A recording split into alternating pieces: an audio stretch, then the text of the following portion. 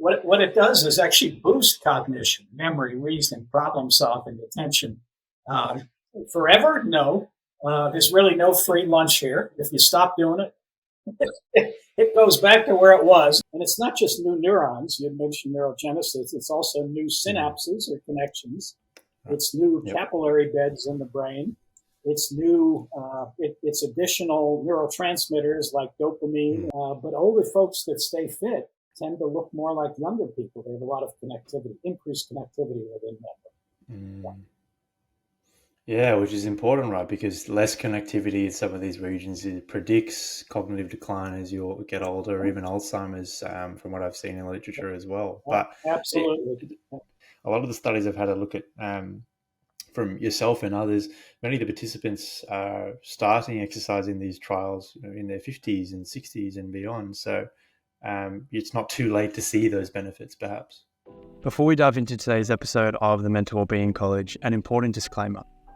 We do dive into the weeds of mental health, which means that at times we discuss sensitive topics like suicide, self-harm, and substance abuse. If hearing such discussion does bring up distress for you, please do seek the psychological and professional treatment that you need.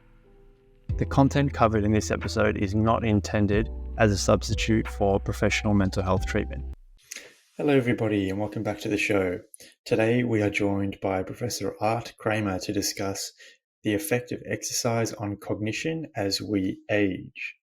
Art is a professor of psychology and the director of the Center for Cognitive and Brain Health at Northeastern University, and he's one of the most highly cited researchers in this space, publishing prolifically for the past 40 plus years.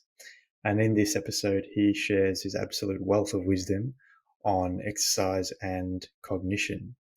In this episode, we discuss whether exercise can improve our cognitive functions as we age and get older, the impact of exercise on brain structure and brain function, the impact and influence of exercise on dementia, Alzheimer's, and mild cognitive impairment, and much, much more. If today's episode of the Mental Wellbeing College brings value to your life, we would be so grateful if you were to hit subscribe, follow, or to share this episode with someone you care about. Our mission here at the Mental Wellbeing College is to provide a free, accessible resource to the people the world over so that they can take actionable steps, particularly with their lifestyle behaviors like exercise, to improve their own mental well-being. And you sharing, subscribing, following, or leaving a review helps us to hit that mission and share the message. Thanks so much for tuning in to today's episode. And now to the discussion with Professor Art Kramer. All right, Professor Art Kramer, welcome to the Mental Wellbeing College. Thank you. Good to be here. Yeah, it's fantastic to have you on all the way from Boston. We're going to be talking all things exercise and cognition today. And before we get into the weeds, it's been a cool experience just reading through your work in preparation for this conversation. And obviously you've published prolifically over 250 plus publications according to Google Scholar. A H-index of over 150, which is a lot for those uninitiated with the H-index. And I'm curious, as a PhD candidate starting, at the start of his own academic career, what's the secret to publishing so prolifically over the past 40 years? Well, don't publish when I started because we had to send in paper copies and it took forever to get anything published. So these days it's a lot quicker. You just send in a PDF or a Word file or something else. And, generally it used to take 6 to 10 months to get a review when I started. And nowadays it takes 6 to 10 weeks. Well, it doesn't even take 6 weeks, usually a few weeks, right? Yeah, things go a lot quicker now. Yeah. Okay, wow. But no, it's been cool reading through your work, and obviously you've contributed a lot to this field. So I'm keen to pick your brain and explore this with you. And if we can start, I suppose, off the top with a pretty big question that I'm sure many listeners have coming into this, which is, can exercise actually improve cognitive function, particularly chronic exercise when doing it for weeks and months on end? Absolutely. People often say to me or ask me, I work with kids to older people, but I've worked with older folks more often than most other populations, but college students, kids, and so forth. And they often ask me, oh, so it slows down cognitive decline with aging, right? No, that's not right. What it does is actually boost cognition, memory, reasoning, problem solving, attention. Uh, Forever? No. There's really no free lunch here. If you stop doing it, it goes back to where it was. And there's animal work that suggests that, and human work. Okay. So as long as you keep up an exercise regimen, you can almost think of it as shifting the intercept up. Older people tend to decline and have a certain slope. Some people decline more quickly than other people. If you have a disease like Alzheimer's, clearly you decline more quickly than if you don't. But what it does is shift the whole function up, is what it seems to do. And, we've looked at that both with measures of brain structure and function using MRI and fMRI, functional magnetic resonance imaging. And we've seen it with behavior. We've seen it with behavioral measures of aspects of memory and attention and reasoning and fluid intelligence and a variety of other things. So it really does, one way to think about it is as you get older, you do see naturally cognitive decline. I'm 71, so I'm certainly in the older group. And you do see cognitive decline, but what it does, one way to think about it is it pushes you back up your own personal trajectory to where you were years ago. So it's not just a matter of abating decline, but it actually improves cognition. And for kids, it tends to push them along a little faster than they might have been pushed along. When I was a young man, we used to talk about dumb jocks. Jocks are athletes. And I was an athlete in the United States. Okay. I was a track and field runner. I was a pole vaulter, which is good for your health, running, of course, aerobic exercise. And I was also a boxer and a martial artist. Not good for your brain health. So avoid head injuries if at all possible, because that's one way to abate cognitive decline. But even for those of us who did things that weren't so good for our brain, like me, staying physically active throughout your lifespan, and that changes. Somebody your age has to work a lot harder than somebody my age, because I'm not going to do wind sprints anymore. I don't know if they call them wind sprints in Australia, but run fast, a 100-meter dash. Right. Yeah. Okay. I wouldn't be doing that anymore. I did that as a young man, and I pole vaulted, and I did a variety of things. But as you get older, you do other things, but they're still aerobic. You might walk fast. You might ride your bicycle pretty quickly. You might swim. So there are a whole bunch of things you can do. You can play racket sports. A very popular racket sport in the United States now. I don't know if it's true in Australia. It's called pickleball, and it's like tennis. But it's a smaller court, and I see older folks in their 80s playing. That's fantastic. Which is fantastic because, not too long ago it was thought that after early life, neurogenesis didn't really occur and the trajectory was just down from there. I think only in the 60s with Joseph Altman, the father of neurogenesis. Prior to that, it was, this train of thought really wasn't there. Yeah, it was a one-way street is what we believed. Right? It was all downhill as we got older. In fact, it was all downhill. How old are you now? 29. 29. Okay. It was downhill for another year. You have about another year or so of good time, and then it would have been downhill for you. But you're right. Many things continue to happen. And it's not just new neurons. You mentioned neurogenesis. It's also new synapses or connections. It's new capillary beds in the brain.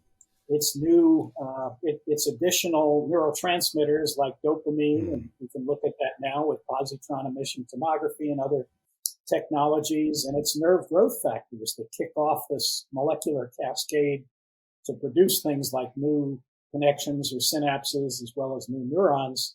New neurons are very selective, as you probably know. The good evidence is mostly in one area of the hippocampus called the dentate gyrus, maybe the olfactory bulb, but not throughout the brain. But that's fine because many of these other changes do occur pretty much throughout the brain. And we know that because there's been a good, almost 40 years of research with animals where the histology can be done. And then you can verify, you can count neurons, you can count synapses, you can look at angiogenesis, which is building new capillaries in the brain. And all of these things, some of these things we can look at with the techniques we use with humans, but they're not as sensitive as the techniques we use with animals. Of course, they're getting more better. So Yeah. Well, you mentioned as well there, Art, a couple of things about pickleball, about sprints and walking. And I suppose this begs the question about what type of exercise is necessary to see these cognitive improvements. So is yeah, it purely aerobic fitness? Can resistance training lead to these, wonderful cognitive benefits as we age? right. Yeah, for many years we thought it was just aerobic because there are good animal models of aerobic, right? A running wheel or a Mm. treadmill. Um, but and the animal models for resistance aren't so good. They're usually a little rodent pulling weights around by the tail. That's not exactly what Right. we do. It might be like fire, pulling a fire or something. I don't know. Okay. The Yeah. ropes that people use. But Yeah. Yeah. no, I think we certainly have much more research on aerobic exercise, so we know much more about that. But recently, there are a number of labs in Canada, the United States, Europe, Australia, that have shown that resistance exercise, weightlifting, or a variety of ways to doing exercise like pull-ups and squats and chin-ups and things like that, can also be very helpful and can lead to cognitive benefits. There's even some research. You mentioned you've spoken to Neha Gath, and she does work Mm. on yoga. And Yeah. yoga is an interesting exercise, right? Because it's good for stretching and toning. But until you Mm. try it, I was very naive because, like most males, I hadn't really, I've done more resistance kinds of things, lifting Yeah. weights most of my life and doing aerobic Yeah. kinds of things. But until I injured my knee and needed Ah. to rehabilitate it, I hadn't ever tried yoga. And I didn't realize how much strength you can build with yoga. So Mm. it is a strength building technique. It's Okay. also a mindfulness technique. It's also Mm. a form technique, like some forms of martial arts, like Tai Chi and so forth. Mm. So all of these, both Eastern and Western forms of exercise, seem to be helpful in enhancing cognition and enhancing brain structure and function. Mm. Mm. So the aerobic fitness hypothesis or the cardiorespiratory hypothesis, the idea that it needs to be something, that is improving your aerobic fitness to see these wonderful outcomes. And I think even some studies have even shown that the benefits of exercise on cognition are independent of physical activity. It's really cardiorespiratory fitness that is the driving factor. Yeah. Is that necessary? Do you need to get your heart rate up and seeing improvements in your aerobic fitness, or can it be Yeah. more something really low intensity like walking where you're, at 50-60% of your maximum heart rate, for example? Yeah, I think it depends on who you are and what kinds of abilities and health you have. For somebody in their 80s, they're probably not going to do too much vigorous exercise. Somebody your age, of course, you can, as long as you're Yeah. healthy, you can. Mm. I still can because I did a stress test recently and didn't pass out or anything. So I guess I still Nice. push my Nice. limits a little bit. But at some point, Yeah. that gets harder to do, of course. Mm. So moderate exercise is the one studied probably to the greatest extent, and that would be raising your heart rate, making it difficult to talk when you're doing whatever you're doing. But even light physical activity is helpful, especially for older folks. And there's a lot of work now with older people who have age-associated neurodegenerative disease like Alzheimer's or mild cognitive impairment or Parkinson's disease. And there's a lot of good evidence that exercise, it's usually not vigorous, but exercise can benefit them too. Mm. Yeah, I certainly want to come to that as well because that's quite a huge problem, obviously, in society these days with an aging Mm-hmm. population. So I certainly want to explore the benefits in dementia and Alzheimer's with you. But before we get there, just I suppose to put a pin or to wrap up the loop of exercise and cognitive function in general, it seems like there's really good high quality evidence these days, a number of randomized control trials that yourself and others have Mm-hmm. done, meta-analyses. So there's, as far as the evidence goes, there's really good high quality evidence to support this Yeah. benefit of exercise. I think that's true. Not every meta-analysis finds exercise Mm. to be as valuable as others.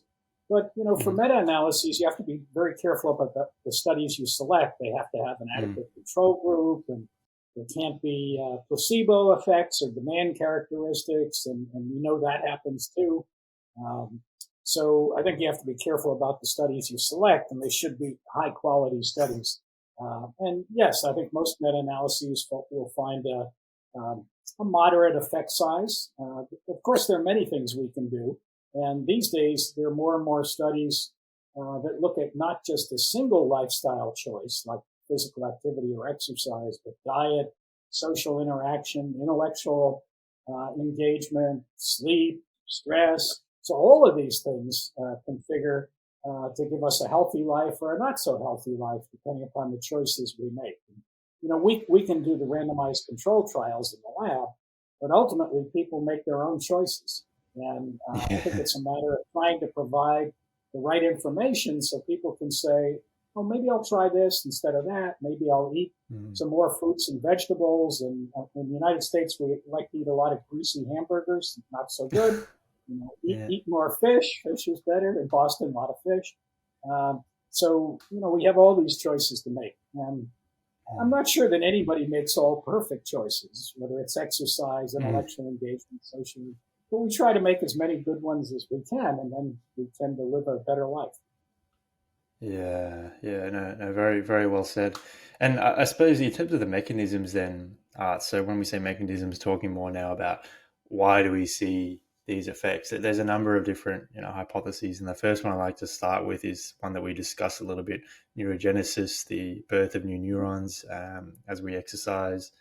It seems like there's, based off a number of rodent trials done, 30, 40 years ago, there's now good randomized control trials on humans, again, that you yourself have done, showing that exercise does lead to the birth of new neurons in particular areas of the brain, like you alluded to, the hippocampus. Well, we can look at changes in the hippocampus, but we can't do unbiased stereology, which is the kind of the gold standard for looking at neurons, because nobody ever volunteers for the histology. Humans don't volunteer.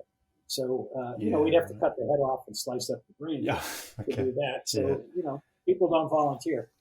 But we can look at volume. We can look at complexity of cortical and subcortical tissue.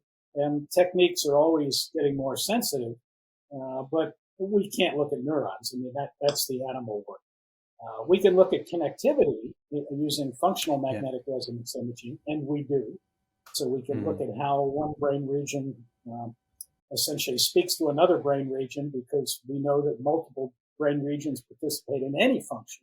I mean, we used to, many years ago, over 100 years ago, we used to think there are certain areas of the brain and that just that area did an aspect of memory or attention. We know that's not true. Even vision has got 40-something areas that contribute to us being able to see.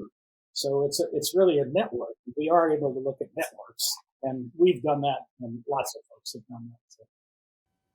Yeah, and I mean, so part of these networks is the functional connectivity of certain brain networks. One that I've seen come up in particular is the default mode network. So this typically is associated with self-referential processing, so mind wandering, introspection, daydreaming. But it seems like this has a relationship with exercise in terms of increased functional connectivity in the default mode network. Yes. Default mode network, attentional networks, executive function networks, memory networks. So a variety of networks. Probably the default mode has been looked at most frequently, often in what's called a resting state scan, in which you're supposedly not doing anything. Of course, we're never not doing anything. Our brain is on even when we're sleeping. So that's somewhat of a misnomer. But yes, default mode and a variety of other networks. A whole bunch of networks have been identified over the years, certainly a couple of dozen. And many of the networks that we've looked at have shown increased connectivity, which is interesting because when we look at 65-year-olds and older adults, we tend to find less connectivity within networks and more connectivity between networks. But older folks that stay fit tend to look more like younger people. They have a lot of connectivity, increased connectivity within networks. Yeah, which is important, right? Because less connectivity in some of these regions, it predicts cognitive decline as you get older, even Alzheimer's, from what I've seen in literature as well. But absolutely, I suppose from a psychological point of view, so I'm a practicing psychologist here, and my understanding of the default mode network is more from a depression point of view. in the sense that more connectivity, as I understand it, is associated with depressive episodes, for example. And this kind of begs the question of why more connectivity would be beneficial or would underlie some of these, cognitive function improvements from exercise, if, on the other hand, it's associated with some, poor mental health outcomes. Right. Well, actually, when you can look at depression and anxiety, and many researchers have, as a function of exercise. And both anxiety and depression tend to be muted to some extent for people that exercise. And there have been meta-analyses with these data. And even though default work mode connectivity increases, often default mode activation is suppressed when we're actively engaged in a task, whether we're trying to memorize a shopping list or use directions. Maybe our GPS doesn't work in our automobile and we have to remember how to get from one place to another. I still remember as a young man, we didn't have GPS. So we had these big booklets of maps, and I was a truck driver. I drove all over the United States. So you really had to learn where you were going because you couldn't ask Siri or ask any of the AI apps or even look on I use Waze these days. That's my favorite app because it tells you where the police officers are. So you not get a speeding ticket. But, when we were younger, I think it was much more challenging because we had to memorize everything. We didn't either that or look on a map. And look on a map and drive is not the best idea. Yeah.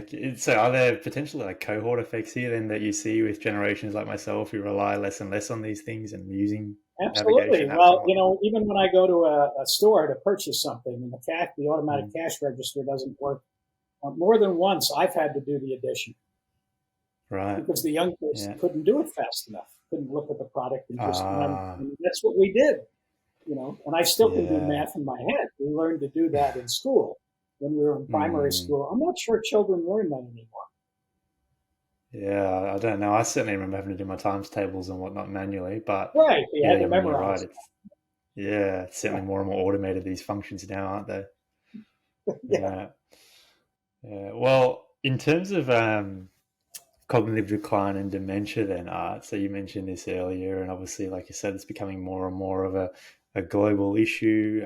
Prevalence rates expected to double, if not triple, by 2050, and currently, as we talk here on the 15th of May, where I am, there's no cure for dementia. What relationship does exercise have with dementia?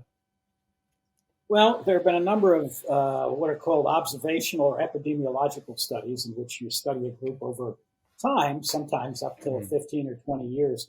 And in those studies that can't tell us much about causality, but they tell us about what people choose to do and what the outcomes are. Folks that have stayed fit for periods of time, and some of the studies go back to teenage years, not many, but some of them do, some are middle age and so forth. Folks that tend to stay fit and do, again, it's mostly aerobic exercise, tend to get if they get diagnosed with something like Alzheimer's, it tends to be several years later than people that don't stay fit.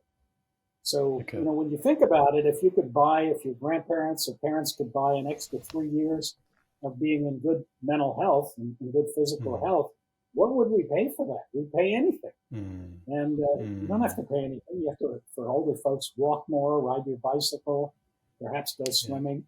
And it's really a minimal cost to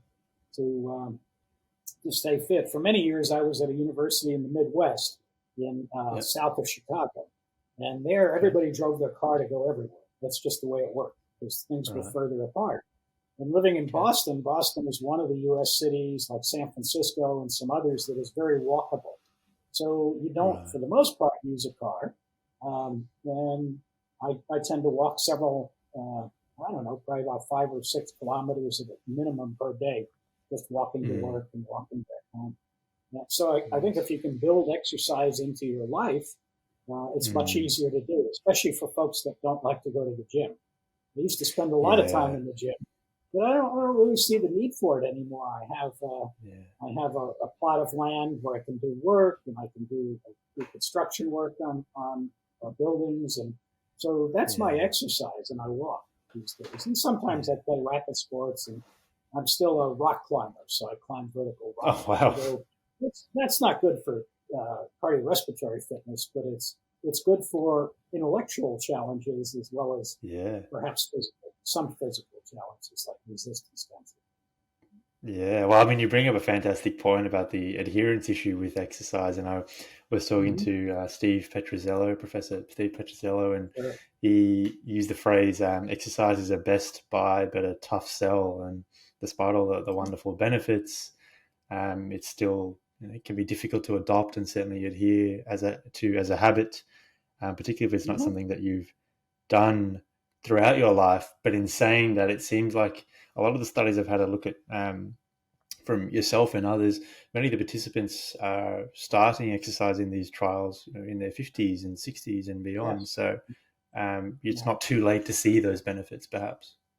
That's true. I used to hear from my older colleagues when I was younger that, oh, it's too late for me. I can't get any Mm, benefits. And my answer to that was, that's absolutely false. You can get right. benefits. Yeah. It's great if you start early. I mean, I think the problem with starting early in athletics is that you damage all your joints. And, I've Uh, had 8 surgeries on my knees because of the uh, things I've done. And mm, so folks that maybe haven't done that much tend to tend mm. to fare better. It's not that I don't.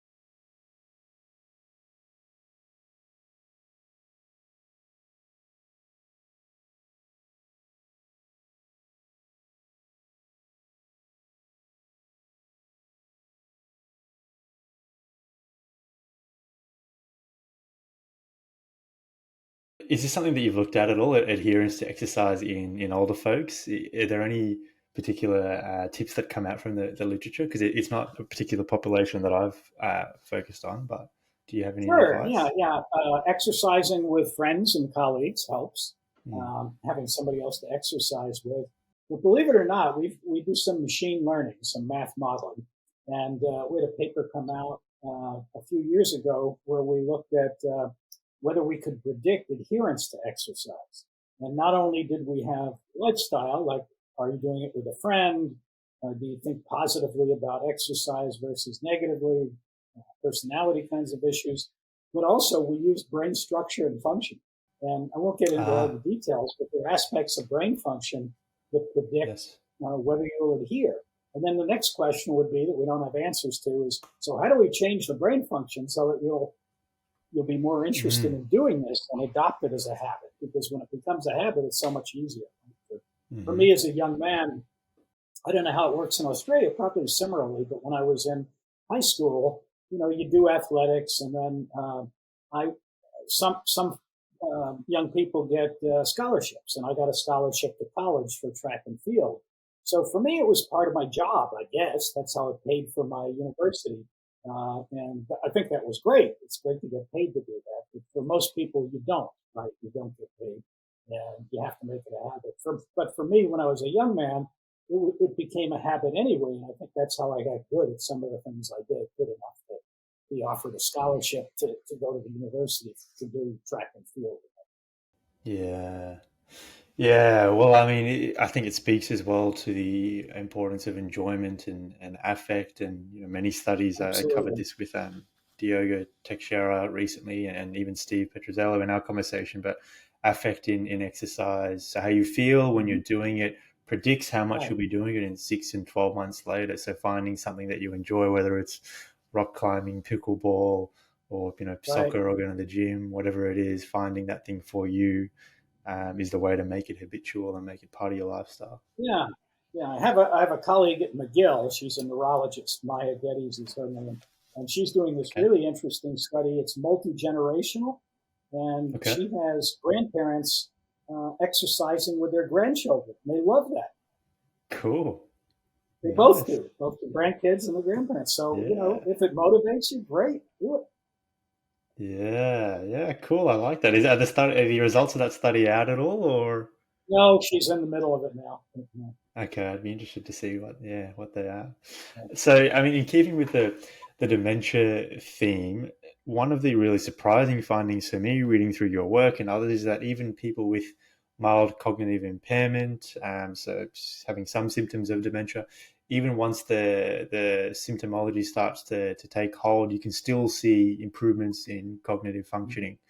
So again, Yeah. speaking to the theme of it's not too late. No, it doesn't. That's a question we've asked with Parkinson's, multiple sclerosis, Alzheimer's. Okay. If you have these diseases, is it too late? The answer is no. Hmm. There may be some disease when it's too late, but we haven't found it. So Yeah. at least early on in the disease, you can still benefit from physical activity and exercise. And of course, it's at a different level if you've had some of these diseases, but you can still do something. Even multiple sclerosis, where people aren't that steady on their feet, some people exercising on a stationary bicycle works. Yeah, which is huge. Again, not painting exercise as a cure for dementia at all, but just given the fact that there are no cures, and if you have dementia, you will either die from or die with dementia. Knowing that there are some ways to improve that trajectory, even just a little bit, I think is massive. Yeah, absolutely. Yeah, and in terms of, I suppose, the future of exercise for cognition research, what are the bits and pieces, the areas that you're most excited about to see change, and the most exciting undiscovered answers, Art? Well, I think you alluded to one of them, and that is adherence. How do we get people to value exercise and actually do it? Because that's the tough part. You can look in your public health in any country in the world, and you'll find out that most people don't do anywhere near the exercise that your health programs and the health policy groups in your government recommend. That's true for the United States. I assume it's true for Australia. It's true for every place else I know. So how do we set up the environment so that people are more interested in exercising and they do it, and then they get the benefits? So I think that's important. I always tell people the stuff I do, the neuroscience is easy. The behavior change is hard. It's hard for people to change their behavior. Studying the brain, that's the easy stuff.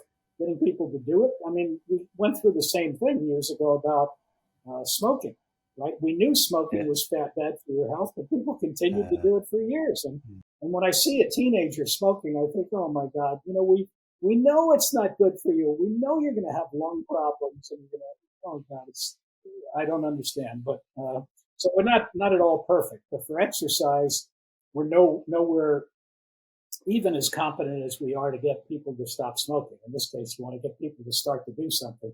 So I think that's important. But it's also important to know the benefits of the various things, like we were discussing before, that you do in your life: friendships, sleep, stress, diet, exercise. How does it all fit together?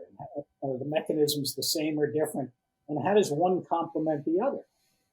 Years ago, I was sitting down and talking to a couple of colleagues, animal researchers, and we were thinking about, so if you're going to train people intellectually, give them cognitive training, should you exercise them first or second or simultaneously? What's the best way to do it? And we thought about this, and then one of the researchers, Gerd Kemperman, who's in Germany, did the study with rodents, and he found out that getting the rodents to be more fit, running in the running wheel, was the best way to build new neurons in the brain, even when you introduce cognitive challenges, intellectual challenges. So doing the exercise first tended to prime the brain for new learning.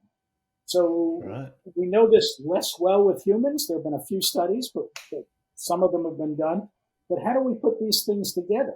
And when we talk about critical periods in psychology, especially for vision and and for other kinds of things, are there critical periods in which we can get the biggest benefit if you start at a particular time? We know you can get benefits throughout your life, but is there a way to optimize the benefits you're going to get for a healthy life?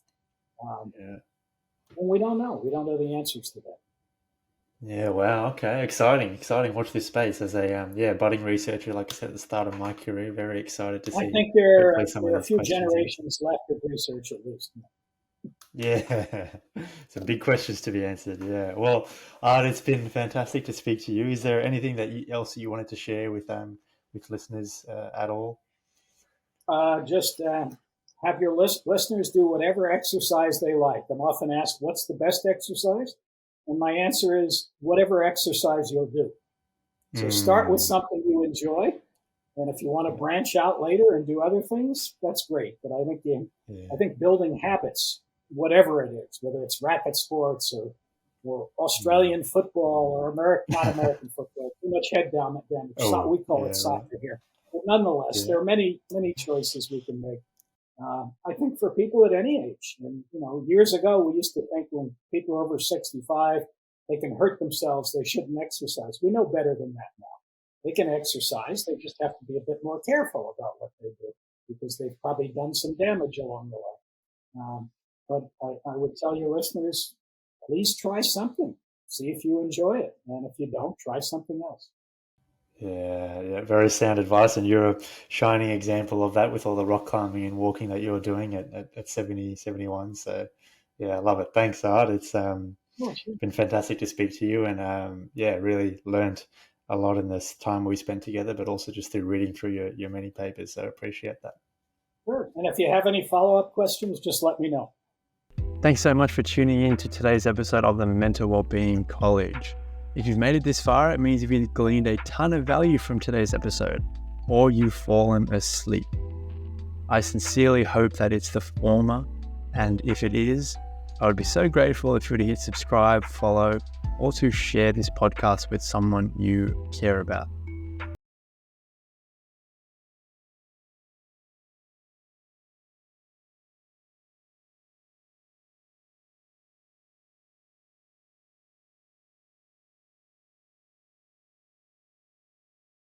Mission and to impact people in need. Thanks so much for tuning in. It means a lot. We'll see you next week on the Mental Wellbeing College.